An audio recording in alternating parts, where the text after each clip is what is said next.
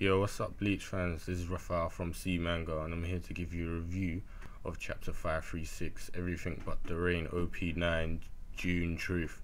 So yeah, I enjoyed this chapter because it seems like everything's getting wrapped up now, and this looks like it's going to be the final chapter for the issue flashback art. And today's chapter was good because I thought Kubo was just going to blatantly skip out on a lot of things, but he kind of made a resolution or something of everything that happened after, Ishin saved Masaki in the last chapter. We see him cut down the hollow inside her inner world with a Getsuga Tensha, and then there's a little comedy bit after because she's naked. She was basically not unaware, uncaring, and she was asking, "Oh, you came back. Oh, what was your what happened in that place you went to? Did you get in trouble? Were you injured? Tell me your name." And Ishin's like shouting at him, I think kind of embarrassed, like that's not what you're supposed to say when you're naked. And back out in the outside of her inner world now, Urahara's confirmed that the soul binding is complete. Their souls are bind, so everything's cool now, and she should be okay. And Ishin's like, oh, that's good then, that's really good. And Masaki's murmuring in her sleep, what do you call it, he got mad at me for doing that while I was naked, and he pinched her nose. It was some stupidness. But after that now there's kind of a sad part because we see Ryuken walking back alone in the rain, and basically he's, I think at this point it's obvious that he loved Masaki, and he knows that has no chance with her, and he's pretty much given her up to Ishin, or in terms of taking care, and he knows that whatever will happen in it, he's got no chance of being with her. So he's walking home really sad, and Kategori arrives and basically tries to convince him to go home, and she's he says no, I can't go back, and the marriage isn't gonna happen and all that crap. He says, tell my mum that Ryuken cannot protect the Ishida clan, and she's upset, saying, don't come home with us. I hate seeing you sad. And she basically starts shouting at him and convinces him, ever since I was young I was dedicated to you, and with what do you call it, she's not going to leave his side, and he appreciates this, and he's like, all right, let's go home then. So it was sad, but at least she was there for him, so that was kind of good to see. Then after that, Ishin's basically narrating. He explains the years after, saying that Masaki left the Ishida clan because something to do, with Ryuken. I think he foresaw it or oversaw it and made it so that Masaki would leave, because obviously she's infused with the hollow powers now, so that would, they were looking to make pure Quincy's. That's not going to happen now if she was to stay. And she graduates from college or high school, and she goes into university, and Ishin starts up the clinic that he has, because he knew some medical skills from his time in the Soul Society, and Urahara helps him out as well. Some stupidness gave him a diploma or something.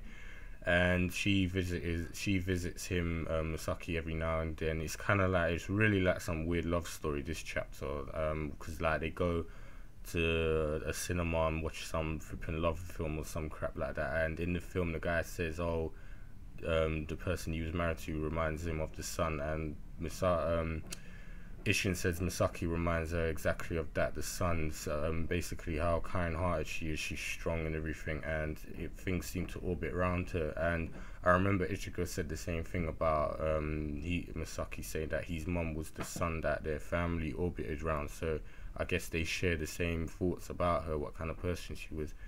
And yeah, they're saying everything was all good, and everything was all fine, and then he says, then you were born. So saying after that things, or not after that things went bad, that sounds bad, that's when things became a bit more complicated, because he explains what happened with Ichigo meeting Ryuka, unlocking his powers, him with Urahara manifesting Zangetsu, and then he says that in Soul Society you eventually awoke in your hollow and got hollow powers, and he said because of that, he said that's what broke the shell and the bind for Ishin towards the hollow, because the hollow was awakened now. And this is what confused me, because I thought the bound was broken because Masaki died, but I guess because the Hollow got transferred to Ichigo, that's when the Hollow, or when it awoken, that's when the actual bound was broken. So that was actually interesting to see. It was kind of confusing because I thought that kind of contradicts something earlier, but I guess that makes sense in some sort of way. I have to see more of that later. But yeah, that's basically the reason why Ishin couldn't use his powers. It's not like he didn't choose to, because that would have been kind of heartless. He still couldn't. He was stuck in the shell, or the Gi guy. And this is where it gets really interesting. Is he says, you up to now, you know everything now about yourself and your history, but there's one thing you still don't know. And he's like, remember this day 9 or 8 years ago, your mum died. And he's like, whoa, there's something I need to tell you about your mum, how she died and why she died. So yeah, there's some mystery around Masaki's actual death. Everything seems to be not what it is, that it wasn't just a simple Hollow killed her. It seems like something else is much bigger. So I'm guessing this is going to be the big bang for Ichigo to find out what actually happened to his mum. And I'm guessing it's either Juhabash might have something involved, Aizen, or I can't think of what else. It's either one of them two have some sort of involvement in this, because I could not see Masaki dying to a normal Hollow so easily as well, like now that we know how powerful she was. So this is going to be interesting. I really want to see what Ichigo's reaction is going to be like, because he hasn't said an absolute word in this chapter. He's just being completely silent, and he's kind of taking it quite well from what I see. How this is all going to help him is what I want to know, because he knows his origin now, but how is this actually going to help him in terms of he's getting his Bankai and, you know, Tensei Zangetsu fixed? Because yeah, this tells everything about him and what his powers, what his whole build up as a person is. You know, he's a Shinigami, a Hollow, and a Quincy. Does he have to take some new sort of training now or something else, or is he gonna have to go and speak with Zangetsu and he's in a world? And maybe that will, you know, kind of similar to the end of the Dangai training, he'll be complete or something. Then he'll be able to be accepted by the Asuchi, something like that. It's just really a lot of speculation to be said for the next few chapters. So yeah, good chapter. I did enjoy it very much, because I said I do like when manga artists and authors clear up their stories and write a lot, so there isn't any loopholes, even though there still sort of is. But it's nice to see some stuff get cleared up.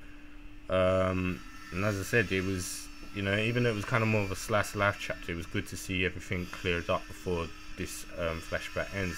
And now I just want to see what's going to happen next with Ichigo's reaction and everything, and how he's going to get his sword fixed and everything. So yeah, good chapter. Well, anyway, that's enough from me. What do you guys think? Did you enjoy the chapter, and what do you predict will happen next? Who do you think is involved, or what is involved with Masaki's death? And also, if you like the chapter, leave us a like, because it helps us out, and subscribe for more content in the channel, and I'll speak to you guys in the next chapter.